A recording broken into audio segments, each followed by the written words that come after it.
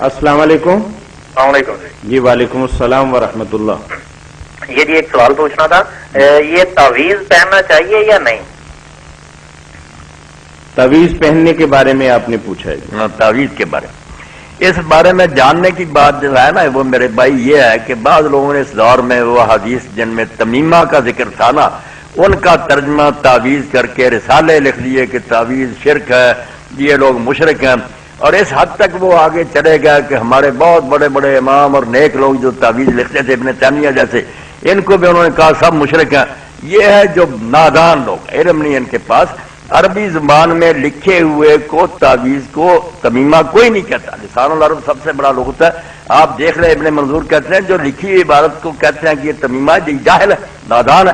وہ ہڈیاں تھیں، گھوگے تھے، منکے تھے، بعض جانوروں کے ٹانگیں وغیرہ تھیں جن کو لوگ سمجھتے ہیں ان میں برکت ہے. اب بھی کئی لوگ پوچھتے پھرتے مجھے کون سا پتھر مناظر، وہ ہے تمیمہ شرک.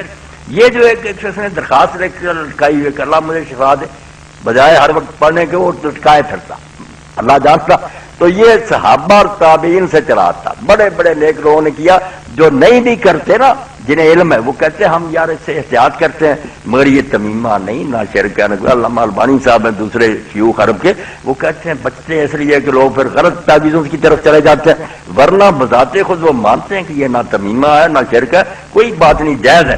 مگر کسی موحد سے نیک آدمی سے لکھوانا چاہیے جس میں یہی درخواست ہو کہ اللہ تعالیٰ مجھے شفا دے اور تندرستی. کوئی ڈر نہیں اس میں. جی جی جزاکم اللہ.